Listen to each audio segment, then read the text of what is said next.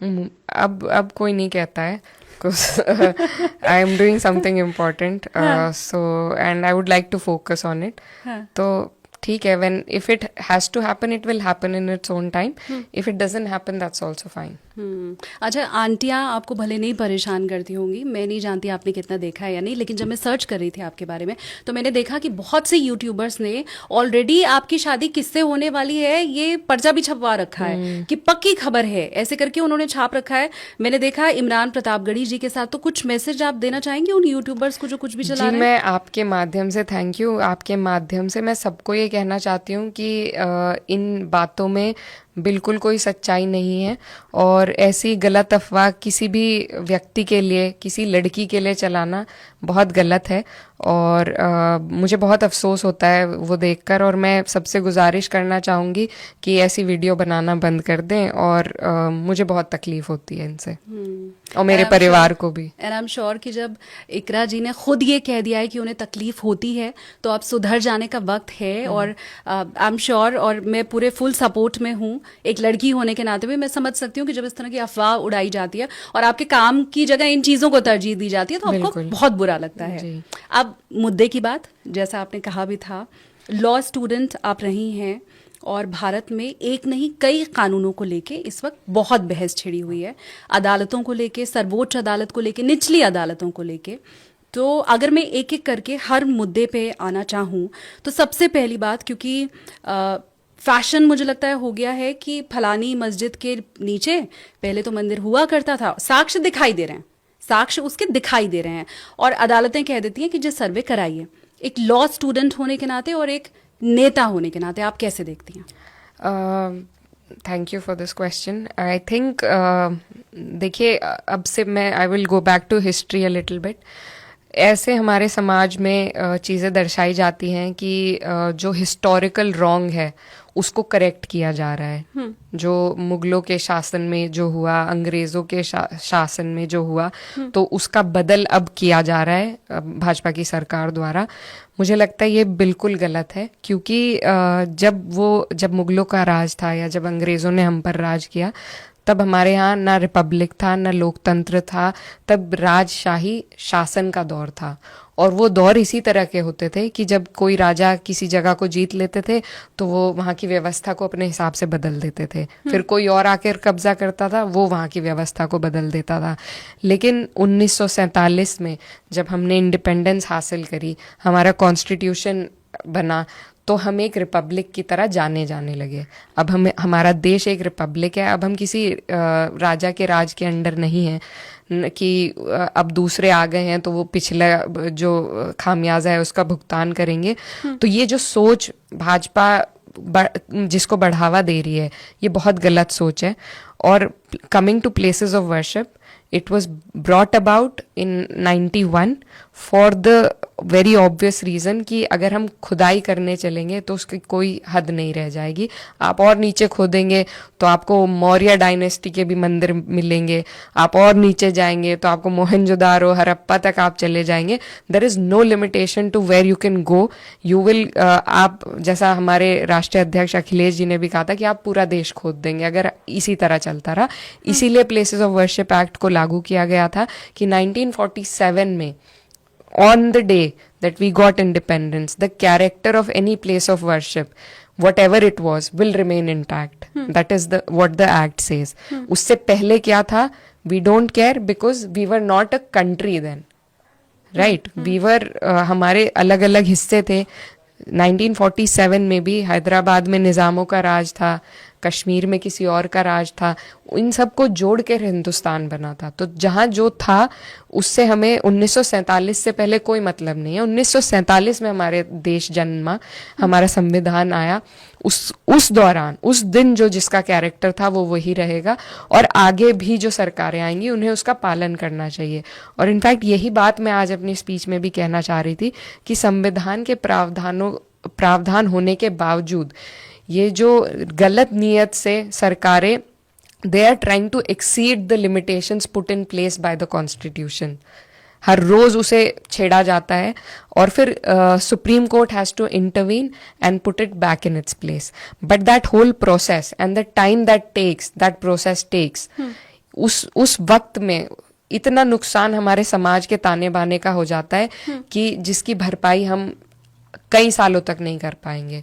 तो मुझे लगता है ये बहुत गलत है, और इस तरीके के लोअर कोर्ट्स जो ऑर्डर दे रहे हैं, अब सुप्रीम कोर्ट की गाइडलाइन भी आ गई है, उन्होंने कहा है जब तक आदेश सुप्रीम कोर्ट से नहीं आएगा, that meaning that till you exhaust the right to appeal till the very highest court, there will be no survey. So I'm very grateful to the Supreme Court for this order.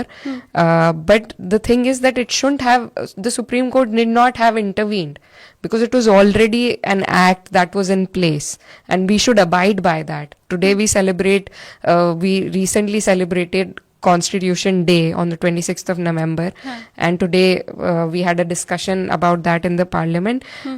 पर हम रोज तो उसको का उल्लंघन कर रहे हैं, रोज उसकी धज्जियां उड़ा रहे हैं। तो ये कोई दिवस के तौर पर मनाने से नहीं बात बनेगी, आपको उसके मूल्यों को पहचानना होगा, उन्हें कबूल करना होगा और उनका पालन करना होगा। एक तर्क इसमें ये भी दिया जाता है, मैं चाहती हूँ आप जो वक्फ बिल है उस पर भी अपनी राय इसी के साथ ही जाहिर कर दें, क्योंकि वही चीज़ है, लॉ स्टूडेंट भी और एक नेता के तौर पे भी। एक इसमें तर्क ये दिया जाता है कि एक तरफ तो वक्फ है, जो किसी भी संपत्ति पर अगर उंगली कर दे तो वो संपत्ति उसकी हो जाएगी, और दूसरी तरफ हिंदू है जिसके खुद के मंदिर को भी अगर पहले तोड़ा गया है तो वो उसकी भी मांग नहीं कर सकता है। तो ये दो तरफ दो अलग अलग शक्तियां दी गई हैं, और अब उन शक्तियों को वापस लेने का वक्त है। देखिए, वक्फ, आपको लगता है कि हमारा देश उस तर्ज पर है जहां मुसलमान कह देगा ये मेरी संपत्ति और उसको मिल जाएगी? Do you really believe so in your heart? को लेके मुसलमान के लिए there are procedures, there is paper work that needs to be done. कोई भी खड़ा होके कहीं भी नहीं कह सकता कि ये मेरी संपत्ति है, दैट्स रॉन्ग। ये जो आइडिया सोशल मीडिया के माध्यम से या पैम्फलेट्स और उसके अपने आईटी सेल के माध्यम से जो फैलाए जा रहे हैं, ये बिल्कुल बेबुनियाद और गलत है। Everything has a process in place, और वक्फ की संपत्ति का भी वही है। हमारी आपत्ति इस बिल से ये है, मैं एक मिनट बस रोक रही हूँ आपको बीच में, वो यही कहने की कोशिश कर रहे हैं, जैसा आपने कहा कि वक्फ किसी भी जमीन पर हाथ रख देगा तो वो उसकी नहीं हो जाएगी, एक प्रॉपर प्रोसेस के थ्रू उसे गुजरना पड़ता है। वो भी यही कह रहे हैं कि हम किसी भी मस्जिद पर हाथ रख देंगे तो वो मंदिर नहीं हो जाएगा, एक प्रॉपर प्रोसीजर के थ्रू उसे गुजरना पड़ेगा, और बस जैसे ही होगा उसके बाद दूध का दूध पानी का पानी हो जाएगा। वो यही कहने की कोशिश कर रहे हैं। Ma'am, that's why the places of worships act was brought in place. क्योंकि अगर आप मान लीजिए मस्जिद के नीचे आपको मंदिर मिल गया, ठीक है, मंदिर के नीचे आपको बौद्ध मंदिर मिलेगा, फिर आप क्या करेंगे? उसके नीचे आपको और पुरानी सिविलाइजेशन का कुछ मिलेगा, then where do we stop? Where do we put a stop to it? You have to put a stop somewhere. It's not that कि आप रोज खुदाई, फिर तो आप सबकी मानते जाइए और रोज खुदाई करते जाइए, कोई बात नहीं। And we have to come to a place where the friction ends, where this issue gets resolved.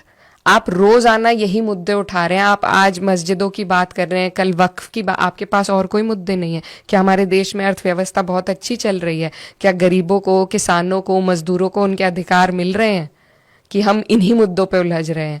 Why does the government only want to instigate such issues? Why not bring about a minimum wage bill? Why not talk about the labor's movement? Why not talk about farmers? Why not talk about women? Are we all satisfied with the positions we have in the society? I don't think so. But because it fans their agenda, it promotes their agenda, that's why they will bring about only the issues that will hurt at the sentiments of the minority of this country.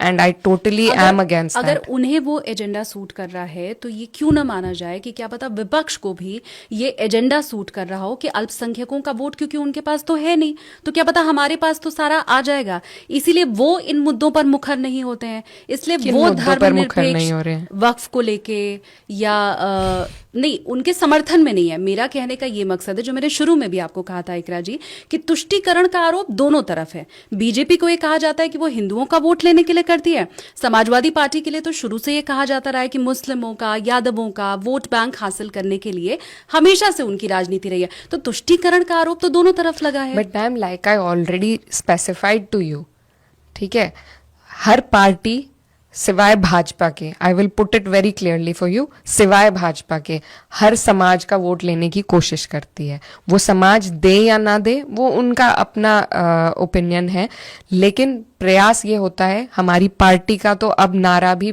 पिछड़ा दलित अल्पसंख्यक का है, which encompasses 80%, mind you 80% of the population, more than 80। तो ऐसा नहीं है, लेकिन भाजपा जो है वो सिर्फ और सिर्फ मुसलमानों को एक्सक्लूड करती है। That is why I said exclusive politics Bhajpa कर रही है। We need to do inclusive politics. If you can tell me one MP from BJP who's a Muslim, I will take my words back. If you can tell me one ticket that they gave to Muslim, I will take my words back. Right? लेकिन वो कहते हैं सबका साथ, सबका विकास, सबका विश्वास। अरे कहने को तो वो 15 लाख भी दे रहे थे, आपके अकाउंट में आए थे। 2 करोड़ नौकरियां भी दे रहे थे। मेरे तो क्षेत्र में किसी को नहीं मिली अभी तक एक भी नौकरी। तो कहने को तो वो बहुत कुछ कहते हैं, उनकी सारी बातों को हम गॉड्स वर्ड नहीं मान लेंगे ना। तो ऐसा नहीं है, everybody does politics and politics operates in a way in our country. We cannot shy away from the fact that there is language differences, there are cultural differences,